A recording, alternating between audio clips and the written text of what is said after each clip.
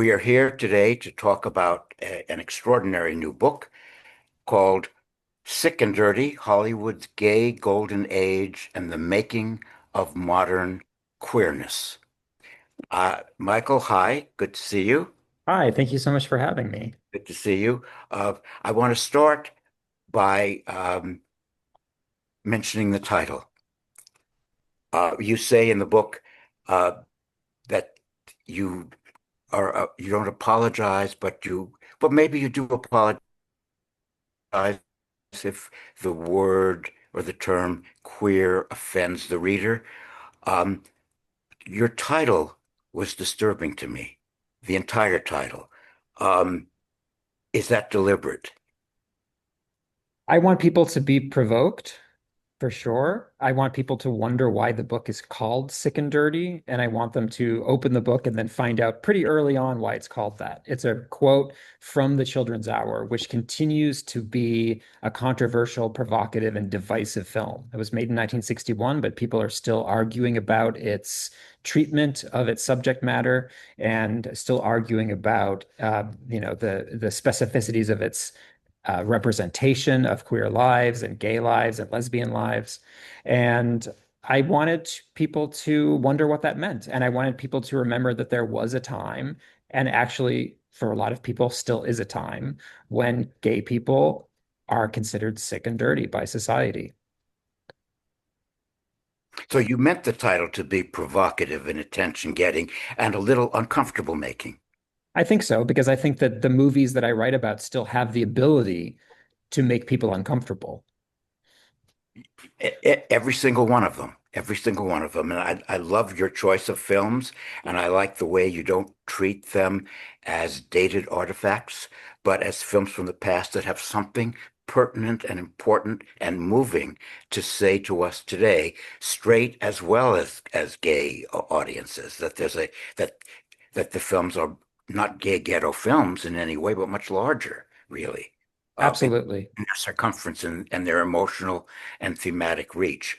I applaud the structure of the book. You begin with these three, which is the original movie version of the Children's Hour, the 1934 play by Lillian Hellman, and you end with the 1961 version of the Children's Hour, and that's your bracket. That's your historical framework. Explain to us why you chose those two films as a beginning and ending place for your argument. Well, I really have been wanting to write a history of gay and lesbian classical Hollywood cinema for a long time. I've been writing about queer representation in film for a long time. I have a series on the Criterion channel called Queer Cited, in which I investigate queer histories. I had a column for Film Comment for a number of years, in which I picked up on different things happening within any given year. That was, throughout film history. And so I wanted to write a book on the subject, but I hadn't really figured out how I would maintain it within boundaries and have a real strong thesis and have a reason for delving back into this. And one of the things that, and I write about this pretty early on in the book, the thing that finally led me to think there was a book here was looking at the reactions of students that I had taught at NYU and the New School, looking at their reactions to these so-called old-fashioned, so-called dated films So-called. about so-called. They were emotionally attached to them, in some cases, crying at some of the things that were happening in these films, and not simply because it was outmoded, but because they were engaging with the ideas and the conflicted experiences of the characters and the contradictions inherent in the characters and the situations. So I felt like, oh, the students aren't treating these films as musty artifacts. And that was really interesting to me and made me think that this new generation of 21st century young queer people are thinking in more nuanced ways than a lot of people maybe give them credit for. So once I decided to write the book, I thought, and that that the Children's Hour was such a difficult and revelatory text for them. I felt like that should be the anchor. And then I came to realize that the two different versions of the Children's Hour, these three, and the 1961 Children's Hour, They were exactly 25 years apart. The movie came out in these three came out in 36. Children's Hour came out in 61. They're both directed by William Wyler, one of the great filmmakers in American cinema, Absolutely. who I adore. And I started to realize, wow, this is 25 years. What a perfect number. And I could bookend this investigation with these two different versions of the same play. Lillian Hellman's quite amazing and amazingly successful and beloved play in 1934, as controversial as it was for some people.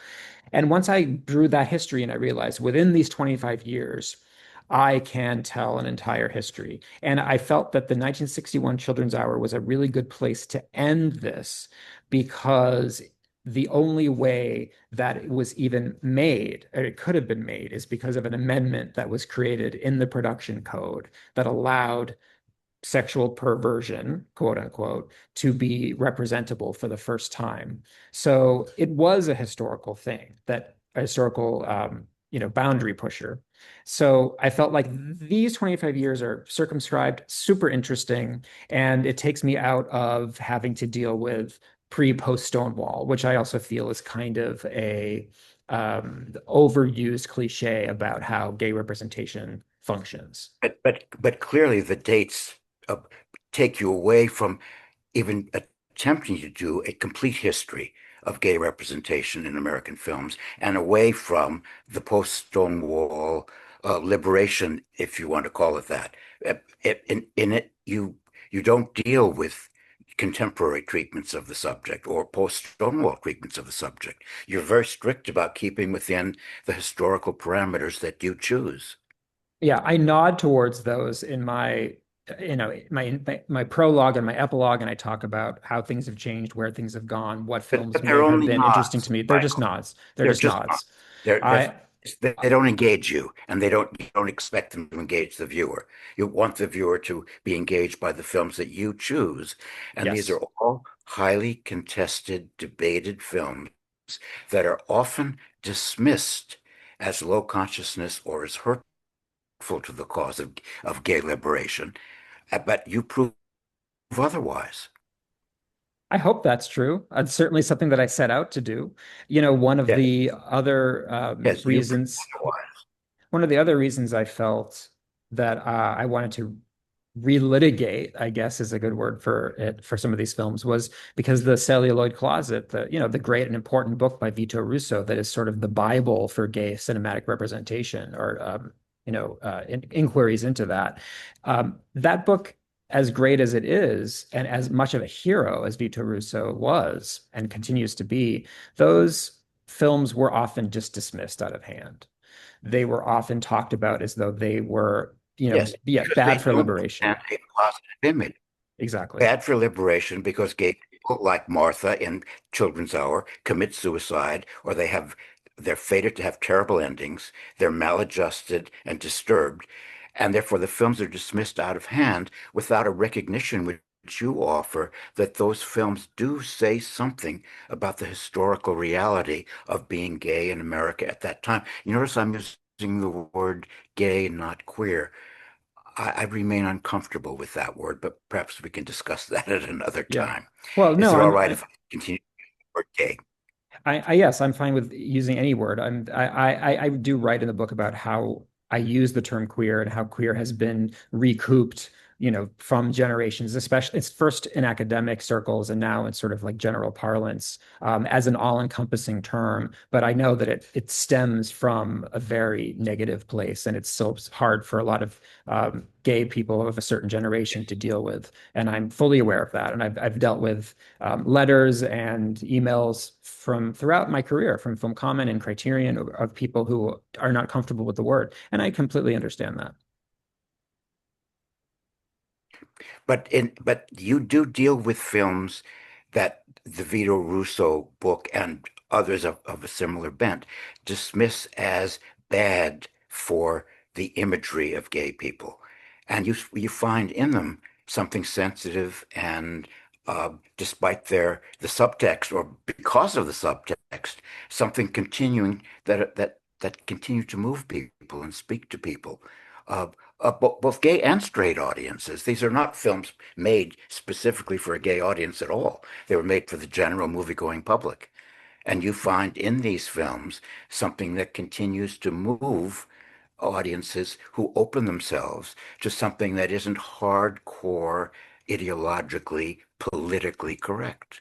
Absolutely. And I mean, just generally, I feel like that we have to welcome negative imagery into our lives to understand ourselves and the world better. It's really as simple as that. And so for a film And like, those say, negative images have a historical reality. they have historical reality and they also have a reality that continues. So I feel that to deny that these images existed is also to deny a piece of ourselves. It's to not just deny our history, it's to not deny our present and to deny our future. This is not a world in which gay and lesbian and transgender lives are just sort of settled. This is an ongoing battle. And to treat those No, images like they're not at only in all. the past, to treat them like they're only in the past does a disservice to any sort of future liberation. And it's false. It's false as history, it's false as ideology. Completely. And I mean, if we're going to talk, are we going to talk about Tennessee Williams and how what an important figure he was to cinema and to obviously theater and to the literary world in general? Are we going to dismiss his oeuvre out of hand because he had negative imagery? That's ridiculous to me. And someone that I have That's spent a and lot of sorry, someone that I've spent a lot of my career analyzing is the British director Terence Davies. I wrote my first book on Terence Davies, who's a filmmaker who grew up gay in the 1950s in Liverpool, and he never fully accepted his own gayness. And a lot of people who would come see his films at screenings would take him to task for not being out and proud.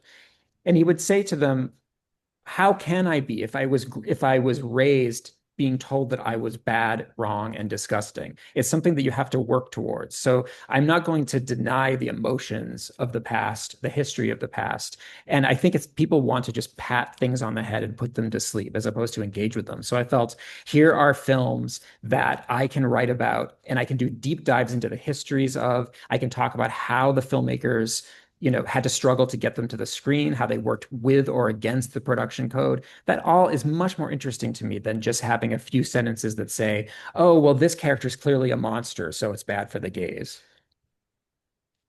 and of course that isn't true in any of the cases. I particularly like your defense of Suddenly Last Summer. I know it's a politically incorrect film. I happen to love the film. I I do think it's a too. great film as a film. Uh, I'm Me not a too. fan of Katharine Hepburn. She is absolutely magnificent in that part. I think it's her greatest moment. Oh, Elizabeth Taylor, so glad you came to her rescue. Of course she's gorgeous. She could also act, and she acts beautifully in that film. It is a beautifully. great film. Does it say politically enlightened things about being gay? Quite the opposite. Shocking things about a reflection of Tennessee Williams' own sexual rapacity and voraciousness?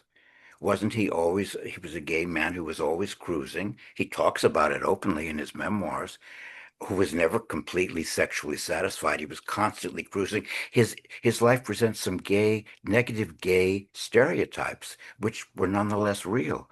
And he was not a politically engaged activist at all. He was not radical left. He didn't go with the program.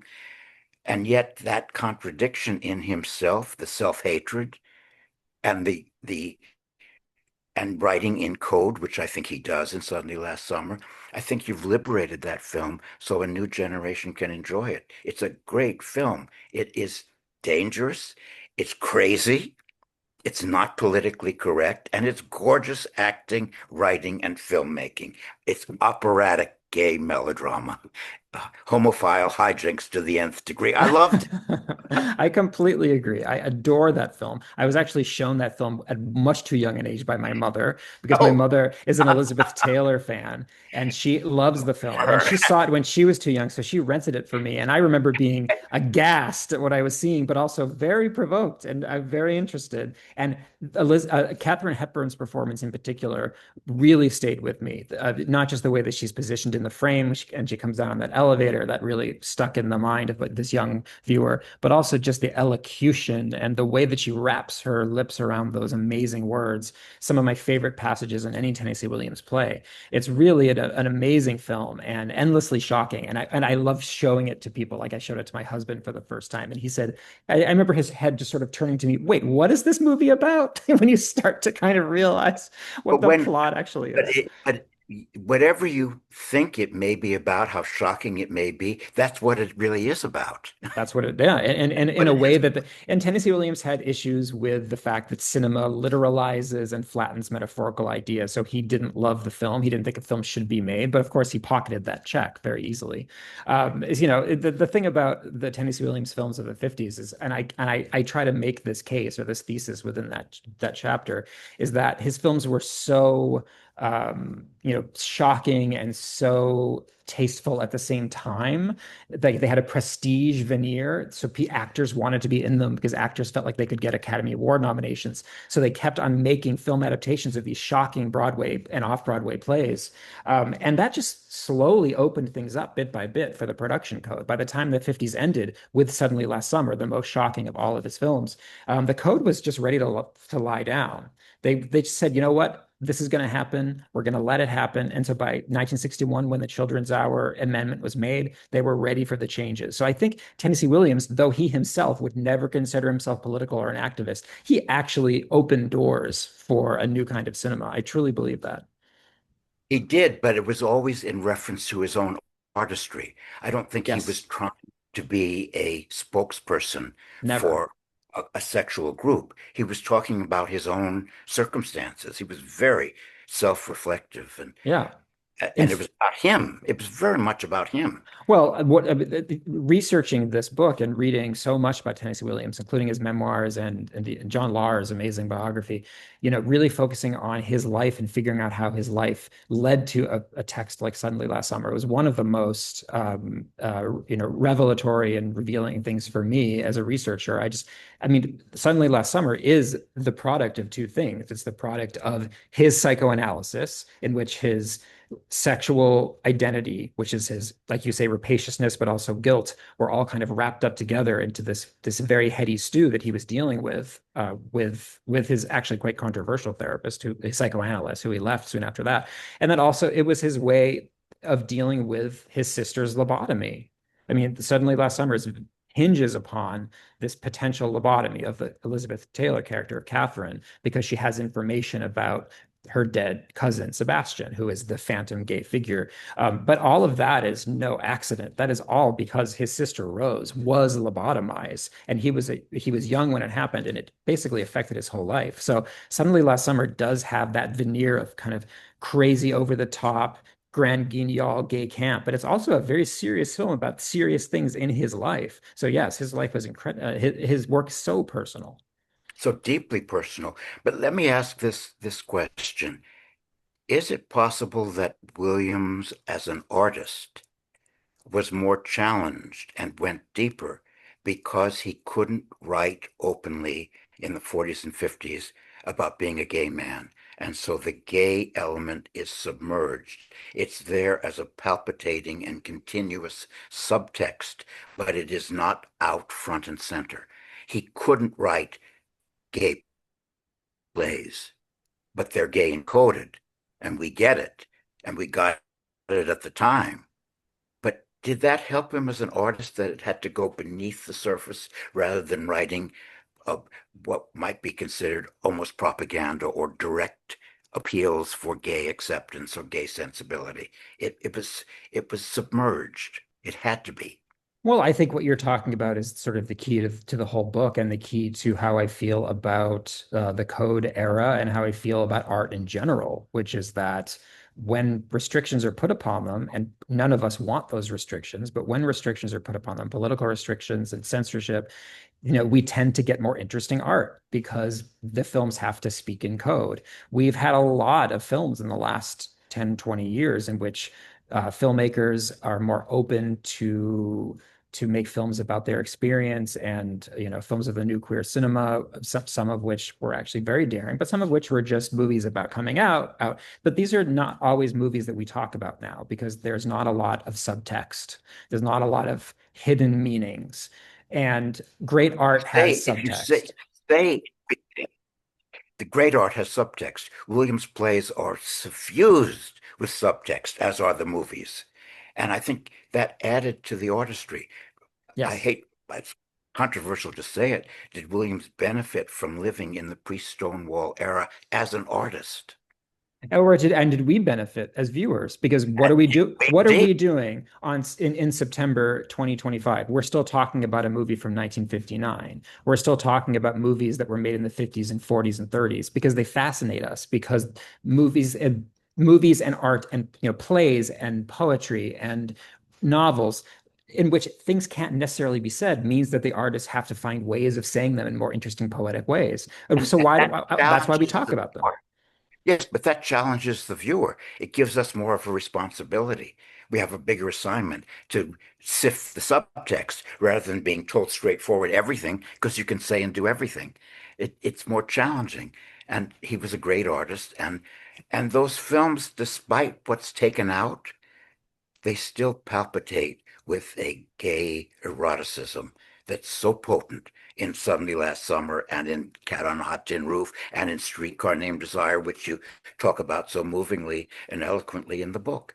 Those are gay films, while gayness isn't just articulated at the forefront. Well, and I feel like one of the reasons that I became a film writer in the first place, one of the reasons that I love film, why I write criticism, is because I'm trying to understand and inquire and decode and wrestle with texts. If I watch a movie and it's all just out there and it's all served up on a platter for me to understand, then it doesn't result in interesting writing and I get bored and I don't want to really engage with it. So why do the students that I teach also love talking about these movies? Because there's so much to unpack. There's so much to deal with. Towards the end of the semester, when we move away when I teach the class, when we move away from the Hollywood films of the 50s, the 40s, 50s, when we move into contemporary films, it's nice that we can show films in which there are coming out stories in which we have amazing diverse voices and there can be some aesthetic appreciation there, but there's not a lot to talk about. No, whereas these films are endlessly talk aboutable. Yes. You do talk about a film um, that I'm also fond of, and that's a very powerful but often dismissed, Tea and Sympathy.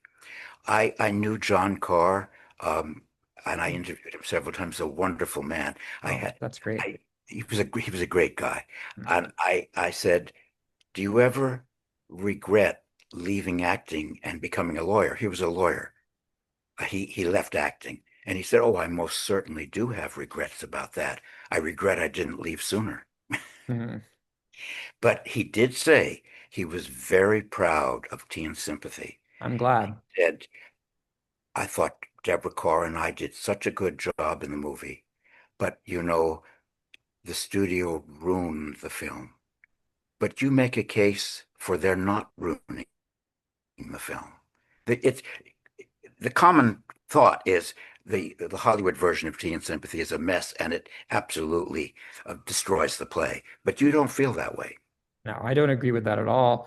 I can understand why one would think that way. Knowing the history of it, knowing was what was imposed upon the film in terms of that kind of terrible but also fascinating wraparound, and knowing what was taken out in terms of words that couldn't be used and plot, certain plot devices that had to be excised because, according to the code, gay people didn't exist. So you couldn't even intimate that somebody was potentially gay because there was no such thing. So that's why they had to change everything. And but the thing about that movie is that Vincent Minnelli, himself a closeted gay filmmaker, an artist, a great, great artist. I try to make this case in the book.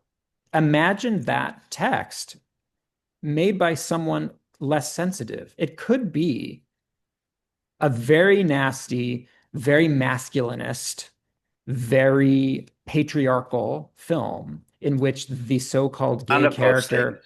and yes, in which the so-called gay character who's being bullied is the outcast and is seen by the film as the outcast. The way that movie is made, he is entirely sympathetic. an entirely sympathetic character, and we do not identify with any of the bullies, with any of the very straight men in the film.